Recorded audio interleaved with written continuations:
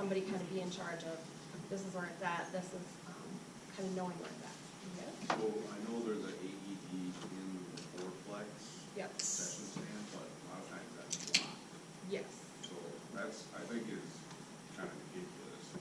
Yes. Like, so if we can somehow figure out how to. And that's We something. actually, we've been, as a board, we've been trying to figure this out forever, because that AED actually, I think, belongs technically, I could be wrong, to baseball maybe. And you're absolutely right, it's locked. So then there's always been the question of putting it on the outside, right, where everyone could get it. And then they're very, you probably know this, they're very expensive. So then it's, well, someone's gonna ruin it, or how do we cover it? So with the changes they're making, it might be something that, and we can bring this back, we have a July 9th meeting as a board about, maybe something we could do to look into moving that. I don't know what our options would be. And we could talk, I mean. Have a sledgehammer right outside the door. Something, or like, you know, I mean, they put fire extinguishers in that glass. You know, I don't know, I don't understand, you know, we could do something. There's a second AED we have as well, but and we'll have to find out the location. So the other spot, I think it's at the varsity practice. Oh, varsity practice field. That's one. Yeah. So, but yeah, we can bring that up, that's a good thing we should bring up for July 9th. So obviously not everyone has an AED, but being aware of where they are. Another good thing when you're talking to your parents at the beginning of the season, finding out who has training in CPR and first aid. There may be parents of your players who are nurses or doctors or have that training through their work, maybe firefighters, police officers, teachers may have that training. So it's good to know kind of who, you know, you guys have this training, but also to know which parents have that kind of training too. And then some of the other things, the emergency routes, and kind of like I said, designating who's going to stay with the kid on the way to the hospital or on the field until the parent gets to be there. And then also one thing that I'm going to ask that you guys do this year, or I'm going to request or require, I guess, that you guys have on hand with you on the field a list of your players and their parent phone numbers. If it's something you put in your phone, that's fine. If it's something you have as a Google Doc, it's something you could assign to your parent rep, certainly, to have them coordinate, but that is something that is very important for you guys to have.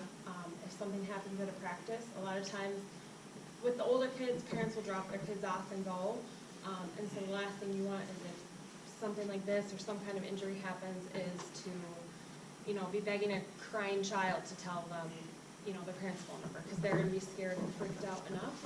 And so that's something, it's a really easy thing to do to make sure that you have that line of communication ahead of time so you can get a hold of the parents when you need to. Okay, so heat illnesses. Heat illnesses are conditions that result in heat stress.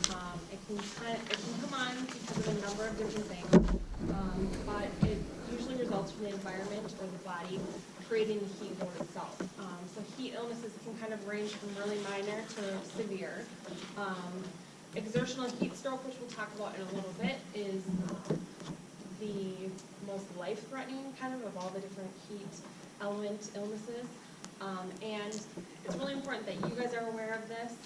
Athletes don't always know when they're reaching their limits or when they're approaching that point of being at the threshold of being too hot or too overworked. So that's important for you guys to be aware of and able to kind of rein them in and have parents watching and you guys aware of it as well. So there's a few different heat illnesses. Like I said, exertional heat stroke it ranks among the top 3 causes of death in sports. There's also heat syncope, heat cramps, heat exhaustion, and those are things as well. Part of what we're going to go through is heat acclimation. That's something we go through at the beginning of the season to try to get our players acclimated to the heat. Obviously, when we start in late July and in August, typically in Minnesota it's really hot. I know this past couple days it's been really cold, but typically it's very hot, so it's important that we get those kids acclimated at the right pace. So that, yeah. You ready for that? Yeah. So this is the magic chart that coaches hate. this is what I have to use as the player safety coach, when deciding for each practice and each day, what kind of levels of play they're able to have. So what we did last year, I set up on remind.com thing so that it sent you guys the coaches an automatic text, and I would send them an email and I think a text each day, and as John can verify, it's a lot of communication multiple times a day from me. And so I know it can be a lot, but it also is very important. And so just letting you know each day, if you can do the normal activities, if you need to reduce it to having limited practice, or if you need to increase your rest breaks. It is something I know that not all coaches have the same thermometer. Some coaches may be like, but you're at 82.1, can I please do this? And it's something, it's kind of like with lightning. When the call is made, the call is made. Hindsight is always, you can always make hindsight 20/20, but you'd rather be safe, overly safe, and be like, well, maybe we could have done something else a little bit more. But you'd rather have the increased breaks, increased water, and kind of that kind of stuff. So part of what I'm going to do with the sign-in sheets with your contact info, I'm going to put you guys all in the text reminder. So like I said, you will get those texts every day that there's practice. And the other thing I'm going to do with that is, if there is lightning, we have to stop practice and you have to leave the fields for 30 minutes. I know that is not ideal. I know that's not a lot of time. We had a day last year where there was kind of a thunderstorm and we saw lightning in the field, and it rained and kind of went over. But as soon as we saw that lightning, we had to pull everybody from the fields. And so again, I know that's not what's going to make you guys huge fans of me, but we have to do that. And so then you can make calls as coaches. You have to stay off the field for 30 minutes. And if there's lightning and you all leave the field and it's lightning free for 15 minutes and it lightnings again, it's 30 minutes from that new lightning. So I know that isn't the most fun thing, and it's not ideal for certain coaches when there are, only a certain number of practices anyway. But it's something kind of like going by this heat kind of schedule and activity guidelines and rest break guidelines that we have to follow for the safety of our kids and for USA football. May, since you mentioned that all of our coaches and all of us as association people have our own thermometers, can you very high level, because I know that the way you do this is not that you're just like watching Care 11 News and they said it's 82 degrees. Can you just very high level explain the calculation you have to use from USA football? Is that something you have? I know you have there's a formula, maybe you don't have it in front of you, but. It's between humidity and the heat index yeah. and the wet bulb low temperature. Yep. There's a formula that USA Football gives you. I can certainly send it to all of you if you'd like it. And you kind of take those different things and calculate it. And like I said, I understand that there might be different temperatures at different times of the day. So out of respect for time for parents, I'm going to try to do it by 2 o'clock, I think. I don't know if you guys have any input as to what. Would you do it last year? I thought you did it at 3 or 4 o'clock. Well, at the beginning it was earlier. Because the So temperature goes down as check the it off day, and obviously post the it, day but, goes. Yeah, I'm pretty sure. I don't know if you guys have any thoughts. Well, yeah, if we practice at 7 o'clock, the heat index pumps up between 4 and 5. It's super hot there. Are you calculating, like, possibly it is cooling down? I'm just asking, I don't know. The problem that is that not everybody practices at 7 o'clock. So we got some practicing at 6. Start practice at 7. So you have to pick a time that everybody has to go by regardless of what time you practice. That's the hard part for her. And I know that, You send out the notification Yeah, and so I send based out the notification on a lot of times. the projection for that. At that time, like. Right, so it's, Yeah, you're not I can look calculating. it up and do that, but it could say that it's gonna, and part of doing that, it could say it's gonna be really hot at 5 o'clock and it can be freezing, and You just say no practice between 2 and 5, but then you could start at 7. I'm not at all. no, I know. It's kind of a tricky thing, and there's lots of different ways of doing it. So I think the easiest way, although it's not everyone's favorite way, and it's not gonna be popular with everybody in this room, is that as the player safety person and the safety coordinator, I'm gonna just pick a time. If you guys, like I said, have suggestions of what time makes sense. And that'll be the time that the texting. Well, last year you sent it out before 3 every day anyway, didn't you? I think it was between 3 and 4 last So it was year. like 3 or Might have been 4, yeah. earlier. I mean, it wasn't necessarily the same time, but part of it is you have parents then who, if you're gonna cancel practice, or if they don't need their pad, we had a practice last year, that we had to reduce stuff, and we had the team show up in full pads, and they were supposed to be and have rest breaks or only shoulder pads, or, so there's different stuff, but wanting to give the parents and the players time to adjust to the plan, giving you guys time to adjust your practice plans, so it's not ideal and not 100% foolproof, and so I apologize in advance for any days I may take some of you off. Brady. Can we just make it so the latest you send out is 5, so most practices don't start till 6. So it gives the coaches an hour to let the parents know, hey, practice is canceled, or just show up with your helmet. Because it's only, if they come with more pads than they need, we can always take them off.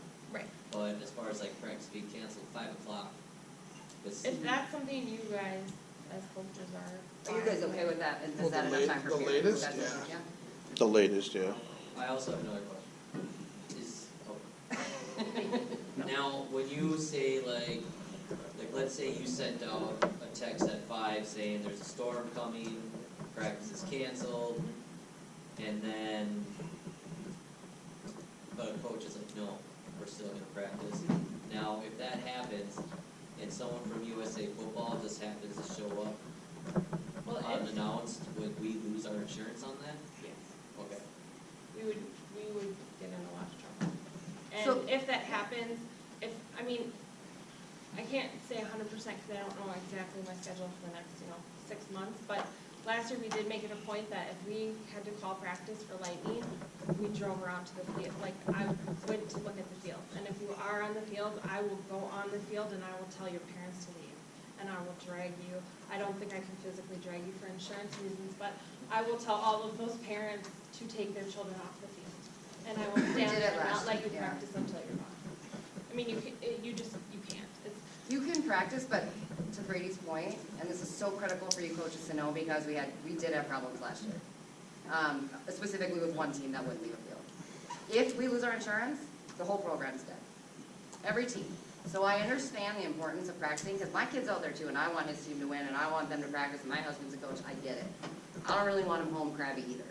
But at the end of the day, I also see umpteen other little teams playing out there that do get off the field even though they don't want to. And to have one group or one coach make a decision that could potentially ruin everything for everybody, I implore you to please keep that train.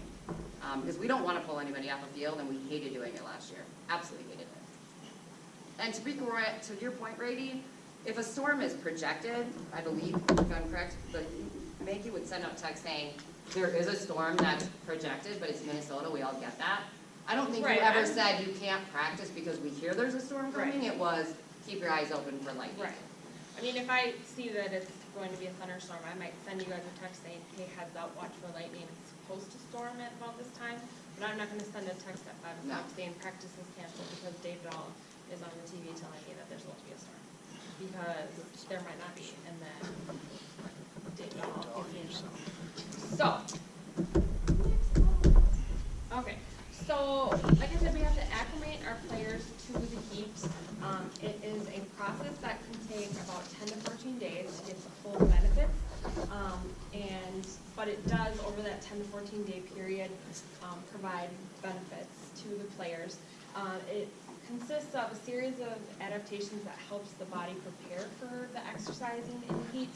Like I said, in Minnesota, we all know late July, August can be brutally hot. And so a lot of those kids, if they've, maybe they've been playing a summer sport, maybe they haven't, but when they have the helmets and the pads, it's hot. And so we want to make sure that they are safe and that we're taking the precautions to help them kind of acclimate to the temperatures so that their body is able to maintain a lower temperature and a heart rate so that they don't have some of the potential heat illness issues that we talked about and the sudden cardiac arrest and different health issues that might come up because of it. So this is kind of the chart.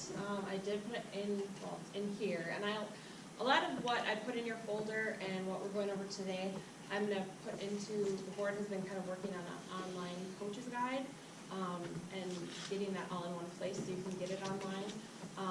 And so this will be included in it as well. This kind of walks you through the modified practice that you have to use at the beginning of the season. It doesn't matter if it's day 1 through 14 or day 50 of your season, you are only allowed to have 1 practice a day. We're not allowed to have 2 a days. There's zero reason that I can fathom that kids in youth football should have any more than 1 practice a day, and because of USA football and being certified for them, we cannot have more than 1 practice a day. So days 1 and 2, you're going to have helmets only. They can't have their shoulder pads. The max you can do is 90 minutes, and there's no contact. So you can kind of walk through, and if you have questions, some of the intro coaches, I know that people on our board, our directors, and coaches for 4th and 5th and 6th grade might have good ideas for you about how to kind of go through this process and different drills and things that go through at each level that have worked for them for the no contact and controlled portions of this. So day 3 and 4, they can have their helmets and shoulder pads, and practice can be up to 120 minutes, 2 hours, but the contact is controlled. And then practices 5 through 14, they can have full equipment, 2-hour max practice time, and it can be full contact for 30 minutes a day for 120 minutes a week. You're allowed a max of 4 practices a week. I don't think we have any teams that, does that last year, I don't think. Maybe before Iowa, for the end of the season tournament that our traveling teams went to. They had 4 practices a week, but you'll want to follow this as you make your practice plans to acclimate to the temperatures and to work up to the full contact regular practices. And like I said, if that's something you have questions about, I know the directors, board members, me, other coaches who have coached in previous seasons probably have good tips and good ideas on potential drills that you can use for the different stages of the heat acclimating. And Brady would be a good one too to talk to, especially for our intro coaches. Our